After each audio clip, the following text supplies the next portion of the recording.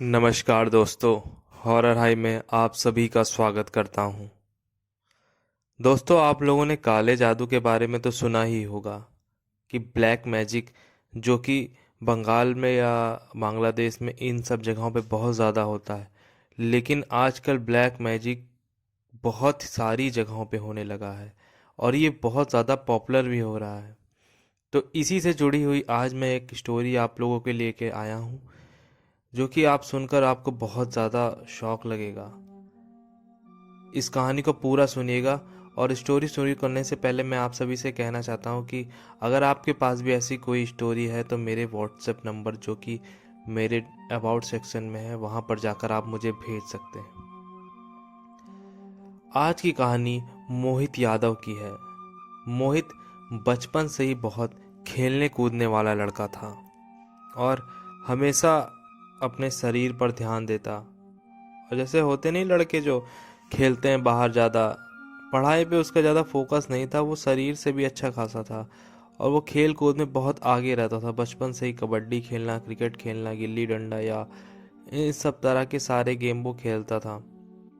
उसके दो दोस्त और थे, एक का नाम समर था, एक का नाम विजय था। ये तीनों साथ में ही दिल्ली के एक अखाड़े में प्रैक्टिस किया करते थे।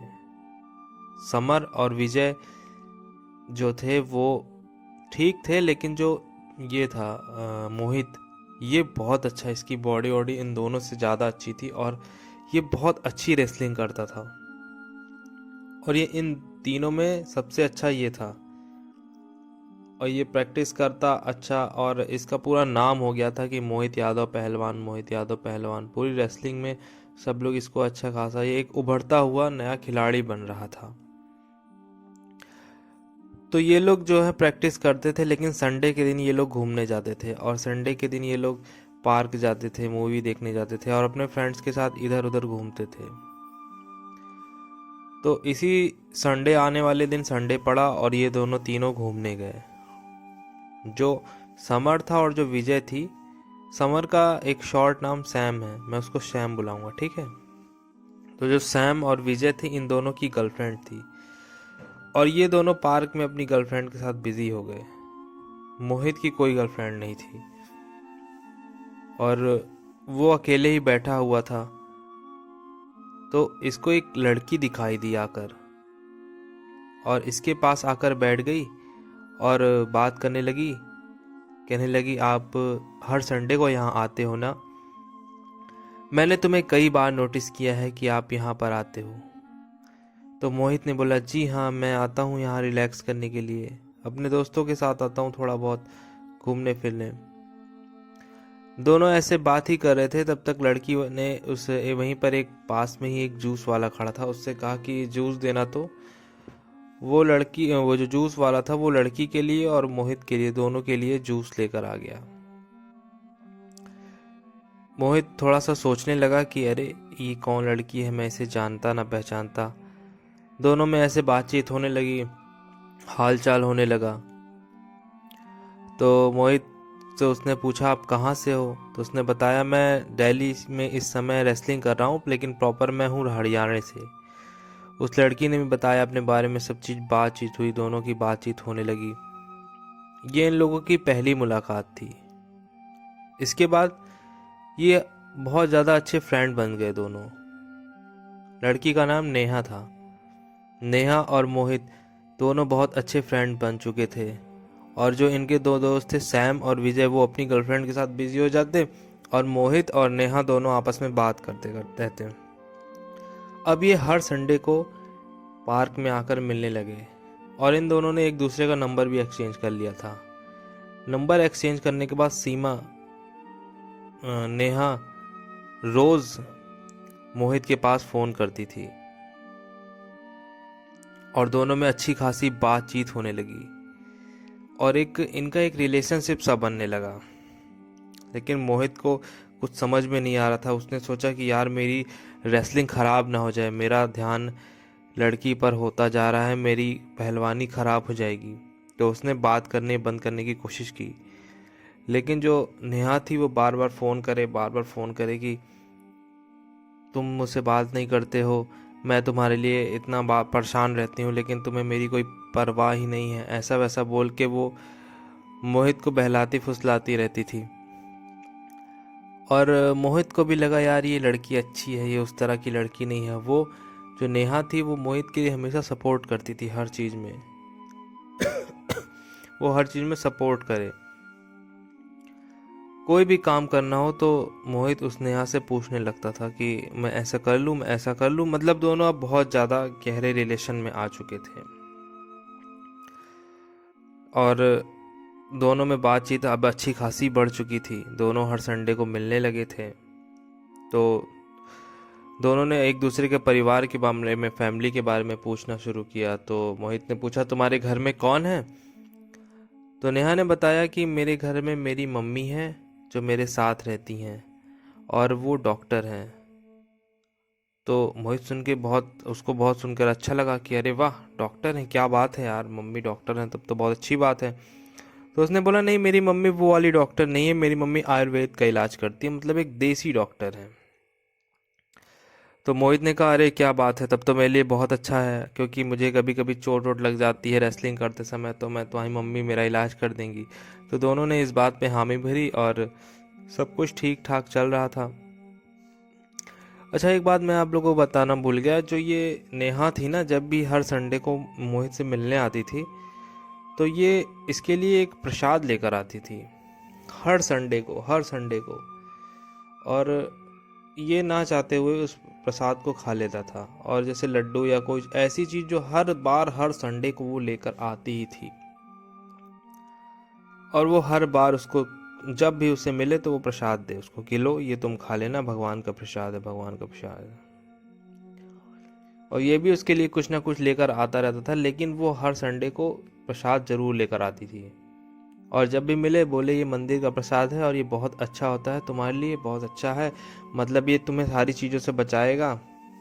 और मोहित को भी क्या ही पता वो क्या है, वो भी खाता था।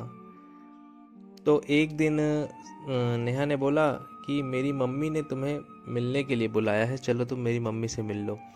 और उसी समय मोहित के कुछ 2-3 दिन पहले उसके कमर में डिस्क स्लिप हो गया था, मतलब उसकी कोई नस चढ़ गई थी कमर में रेसलिंग करते वक्त।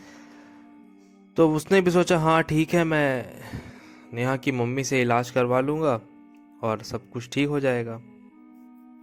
तो उसने अपने दोस्त सैम से बोला यार कि वो नेहा की मम्मी बुला रही हैं, चल तू मुझे छोड़ दे, मैं चल पाऊंगा नहीं इस कंडीशन में। तो सैम तैयार हो जाता है। तो सैम और ये मोहित दोनों नेहा के घर पहुंचते हैं। नेहा का जो घर था वो एक गली में था, जो कि बहुत पतली सी गली थी दिल्ली की, जहाँ पर ज़्यादा लोगों का घर तो था, लेकिन वो घर वैसे नहीं थे कि जिसमें बहुत भीड़ भाड़ हो, सन्नाटे वाले घर थे और दरवाजे सबके बंद थे। और शायद ये लोग रेंट पर रहते थे, जो कि तीसरी फ्लोर पे था इनका घर। मोहित सीढ़ियों से ऊपर जाता है, सैम भी ऊपर जाता है। तो नेहा जो बोलती है, कहती है कि मोहित सैम से कह दो कि मम्मी से तुम मिल लो, और सैम से कह दो यहीं इंतज़ार करे, और मैं उसको पानी वानी दे देती हूँ, यहीं बैठा रहे, तब तक तुम्हारा इलाज भी हो जाएगा, उसके बाद तुम चले आना वापस। तो मोहित भी हाँ बोलता है हाँ हाँ, और वो जाके सैम से बोल देता है कि तुम यहीं बैठ, मैं अभी मिलकर आता हूँ, और तू यहीं बैठ, तब तक तू मेरा इंतज़ार कर। और जो मोहित था वो नेहा के साथ उसके घर में गया, अंदर गया। उसके घर में जैसे ही वो अंदर गया तो एक अजीब सी महक आ रही थी, जैसे कोई बहुत ज़्यादा धूपबत्ती या अगरबत्ती जला के रखा हो। वो अंदर गया। नेहा उस दिन काली साड़ी और काली बिंदी लगाकर बैठी हुई थी। तो जो दूसरे कमरे में गया उसमें हल्की लाइट जल रही थी, बिल्कुल हल्की लाइट जल रही थी। और जो नेहा की मम्मी थी वो भी एकदम काली साड़ी पहन रखी थी और एक काली काली बिंदी बड़ी सी लगाई हुई थी। और वो उन्होंने बोला अच्छा आ गए बेटा तुम, हाँ नेहा तुम्हारे बारे में बहुत बात करती रहती है, चलो आज मैं तुम्हारी प्रॉब्लम है मैं इसको सही कर देती हूँ। और तुम्हारी बहुत तारीफ करती है नेहा कि तुम बहुत सुंदर हो, बिल्कुल हट्टे कट्टे हो, अच्छी बात है बेटा, आजकल कुश्ती वुस्ती लड़ना बहुत अच्छी बात होती है, ऐसे नेहा की मम्मी जो है वो मोहित से कह रही थी। तो मोहित ने भी बताया कि हाँ आंटी, मैं रेसलिंग कर रहा था तभी मेरी कमर में चोट लग गई। आप कैसे ठीक करती हैं, क्या करती हैं? तो उनकी मम्मी ने बोला कि मैं एक पूजा करती हूँ, पहले मैं पूजा करूँगी उसके बाद ही तुम्हारा इलाज करूँगी, क्योंकि पूजा करने के बाद मेरी जो शक्तियाँ हैं जो जिससे मैं इलाज करती हूँ वो बहुत अच्छे से हो पाएगी। तो हम लोग बैठ कर यहाँ एक छोटी सी पूजा करेंगे, उसके बाद मैं तुम्हारी कमर की मालिश करूँगी और तुम्हारी कमर हमेशा के लिए ठीक हो जाएगी। तुम अपना हाथ पैर सब साफ कर लो और मेरे साथ अंदर चलो। उसकी मम्मी मोहित का हाथ पकड़कर अंदर लेकर जाती हैं। जो इसके बाद का जो कमरा था ना, उस कमरे में तो पूरी जैसे कि धुआं ही धुआं भरा था। वो उस तरह का धुआं नहीं जैसे कोई कोई अगरबत्ती धूपबत्ती जला के रख दिया हो उसका धुआं। और उस कमरे में बड़ी सी मूर्ति एकदम स्टैंडिंग पोजीशन में खड़ी थी, जो कि किसी भगवान की नहीं लग रही थी। वो मूर्ति समझ में नहीं आ रही था कि वो मूर्ति है किसकी। उस मूर्ति में मूछें थी उनके, जो जो भी वो खड़े थे उनकी मूछें थी, उनकी आंखें बिल्कुल लाल थी और वो बहुत, उस मूर्ति का कलर पूरा ब्लैक था। तो नेहा की मम्मी ने मोहित से कहा कि बेटा तुम इनको जल चढ़ाओ, वो भी बाएं हाथ से। उनको कुछ प्रसाद चढ़वाया, वो भी बाएं हाथ से। उनके लिए दिया जलवाया, वो भी बाएं हाथ से। सब मोहित ही कर रहा था और वो उसके बगल में बैठी थी। फिर उन्होंने एक काला टीका बड़ा सा मोहित के माथे में लगा दिया और बोला कि एक अजीब तरह का कोई फल था, जो कि बिल्कुल बिल्कुल यूनिक फल लग रहा था, जिसको हम लोग आम लोग ऐसे नहीं देखते, कभी नहीं देखते। वो कहाँ से आया था, कहाँ से नहीं लाया गया था, पता नहीं। उन्होंने कहा ये फल इनको बहुत ज़्यादा पसंद है। और वो फल जो था वो सपेरे की बीन के जैसा लग रहा था। जैसे सपेरे का बीन होता है ना, उसी तरह का वो हरे कलर का फल था, जो बिल्कुल जैसे जंगल वंगल से लाया हुआ गया हो ऐसा लग रहा था। वो भी उन्होंने मोहित के बाएं हाथ से चढ़वाया और बोला कि तुम यहीं पर बैठो और मैं अब तुम्हारे लिए पूजा करने जा रही हूँ। मोहित से कहा कि बेटा तुम आंख बंद करके बैठ जाओ यहाँ। अब वो मंत्रों का उच्चारण करना शुरू कर दीजिए। वो मंत्र भी कुछ अजीब से मंत्र थे। अब मोहित को थोड़ा अजीब सा लगना शुरू हो गया था। उसकी जो जीभ का स्वाद था वो अब हल्का हल्का सा खट्टा सा कसैला सा होने लगा था। उसको समझ में नहीं आ रहा था कि ये उसके साथ हो क्या रहा है। उसका दिमाग अब हल्का हल्का सा घूमने लगा था। उसको कुछ समझ में नहीं आ रहा था कि वो किसी और के वश में कैसे होता जा रहा है। अब उन्होंने मंत्र पढ़ना शुरू कर दिया था जोर जोर से। अब सीमा वहाँ, नेहा वहाँ पर नहीं थी। नेहा बाहर खड़ी हुई थी, कमरे के बाहर थी। अब वो जो उनकी मम्मी थी, नेहा की मम्मी थी, वो जोर जोर से मंत्रों का पढ़ती जाए। अब मोहित के चेहरे पर पसीना आना शुरू हो गया था। उसको ऐसा लग रहा था जैसे कोई उसे अपने पूरी तरह से वश में कर रहा है। तो वो डर के मारे उसने हनुमान चालीसा पढ़ना शुरू कर दिया और मन ही मन हनुमान चालीसा पढ़ने लगा। मन ही मन हनुमान चालीसा पढ़ने लगा, जोर जोर से पढ़ने लगा, मन में पढ़े जा रहा था। तभी उस नेहा की मम्मी जब मंत्र को पढ़ ली, जब 10 मिनट हो गया तो उसको कुछ समझ में नहीं आया कि ये हो क्यों नहीं रहा है, उसकी शक्ति काम क्यों नहीं कर रही है। क्योंकि मोहित जो था वो अपने मन में हनुमान चालीसा पढ़ता जा रहा था। उसको समझ में नहीं आ रहा था कि इस मेरे मंत्रों का असर इस लड़के पर हो क्यों नहीं रहा। तभी उसको पता लग गया था कि ये मन ही मन हनुमान चालीसा का पाठ कर रहा है। उसने बोला, अरे बेटा तुम क्या बोल रहे हो, बेटा तुम शांति से बैठो ना, तुम आंख खोल के बैठो, तुम इस दीपक को देखो। लेकिन मोहित हनुमान चालीसा का पाठ करते जा रहा था, वो बिना रुके करते जा रहा था, करते रहा था। और वो भी मंत्र पढ़ती जा रही थी, पढ़ती जा रही थी, बहुत जोरों जोरों से पढ़ती जा रही थी। दोनों अपने, वो अपना मंत्र पढ़ रही थी और मोहित जो है हनुमान चालीसा का पाठ करते जा रहा था। वो एकदम से झल्ला गई थी वो नेहा की मम्मी की, ये हनुमान चालीसा का पाठ अब बंद ही नहीं कर रहा है। अब वो और ज़ोर ज़ोर से जल्दी जल्दी मंत्र पढ़ना शुरू कर दी थी और मोहित भी अब और जल्दी जल्दी हनुमान चालीसा पढ़ने लगा था। लेकिन हनुमान चालीसा इसकी पहले ख़त्म होती है। वो नेहा की मम्मी को सब कुछ पता चल रहा था कि ये क्या कर रहा है और वो बहुत ही ज़्यादा इसके घूरते हुए इसको देख रही थी, क्योंकि वो अपनी पूरी तरह से इच्छा पूरी नहीं कर पा रही थी जो कि वो चाहती थी। तभी वहाँ पर नेहा आती है और किसी को फ़ोन करती है कि तुम लोग जल्दी से आ जाओ और ढेर सारे लोगों को लेकर आना, यहाँ पर पूरी तैयारी हो चुकी है। अब मोहित को और ज़्यादा डर लगने लगा था कि ये किसको फ़ोन कर रही है, कौन लोग आ रहे हैं। अब कोई भी हो ऐसी सिचुएशन में सबको डर लगने लगेगा। अब जो नेहा की मम्मी थी वो और ज़ोर ज़ोर से मंत्र पढ़ने लगी, खूब स्पीड बढ़ाती की थी। अब जो मोहित था ये हनुमान जी की आरती पढ़ने लगा था। जो मम्मी थी नेहा की, वो जब अपने उसमें पूरी नहीं हो पा रही थी तो वो उस मूर्ति से माला उठा के मोहित के गले में डाल दी थी। अब मोहित को बहुत ज़्यादा अजीब सा लगने लगा था, जैसे उसके सर पे किसी को बैठा दिया गया हो। उसके हाथ पैर काम करना बंद हो गए थे, वो जैसे उठ ही नहीं पा रहा था। वो वहाँ से भागने की कोशिश कर रहा था लेकिन वो जैसे वहाँ से जम सा गया था। वो पूरी कोशिश कर रहा था उठने की लेकिन वहाँ से वो उठ ही नहीं सक रहा था। हनुमान जी की आरती पढ़ना शुरू कर दिया था, उसने भी मंत्र पढ़ना शुरू कर दिया था, लेकिन हनुमान जी की आरती पहले ख़त्म हुई और वो जो माला उसने पहनाई थी वो माला अचानक से टूट गई। जैसे ही हनुमान जी की आरती ख़त्म हुई वो माला वहाँ से टूट गई और मोहित वहाँ से बिल्कुल आव देखा ना ताव देखा भागने लगा। और नेहा की मम्मी बोली, अरे बेटा क्या हुआ बेटा, तुम्हारा इलाज होने वाला ही है, तुम क्यों भाग रहे हो। वो बिना रुके भागने लगा, उस कमरे से निकला बाहर। बाहर जो है वो नेहा दरवाजे पे खड़ी थी, कहीं मैं तुम्हें नहीं जाने दूंगी, तुम्हारा इलाज होगा तभी तुम जा पाओगे। उसने नेहा को खींच के एक कंटाप मारा, नेहा उधर जाके गिर गई और वो धीरे धीरे सीढ़ियों से उतरने लगा, क्योंकि उसके पैर तो डिस्क्लिप हो चुके थे उसके पैर में। तो वो धीरे धीरे सीढ़ियों से उतर रहा था। फिर नेहा उसके पास पीछे दौड़ के आई, कही, यार क्या हो गया बाबू, क्यों जा रहे हो, ऐसा क्या हो गया, क्यों जा रहे हो, मत जाओ ना प्लीज़ ना। उसने एक बार फिर उसको थप्पड़ मारा मोहित ने नेहा को। नेहा गिर पड़ी वहीं पर और वो किसी तरह कूद काद के वहाँ से भागा। और जब बाहर वो बाइक जहाँ खड़ी किया था सैम के पास पहुंचा तो सैम वहाँ पर था ही नहीं। तो वो बाइक वहीं छोड़कर मोहित भागने लगा, पैदल पैदल पैदल पैदल भागने लगा। तभी उसने सैम को फ़ोन किया कि कहाँ है बे, तू जल्दी आ, बहुत बड़ी प्रॉब्लम हो गई, मुझे रास्ते से ले ले, मैं रास्ते से मैं निकल चुका हूँ, जहाँ बाइक खड़ी है उससे आगे आ चुका हूँ।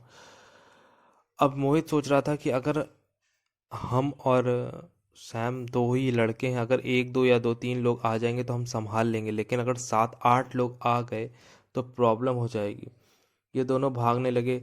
वो सैम आगे से मिला, बाइक पे बैठाया, इसने पूरी बात बताई, कहा जल्दी यहाँ से निकल, बहुत बड़ी प्रॉब्लम हो चुकी है। दोनों भागते भागते रास्ते में एक हनुमान जी का मंदिर मिला, वहीं जाकर बैठ गए।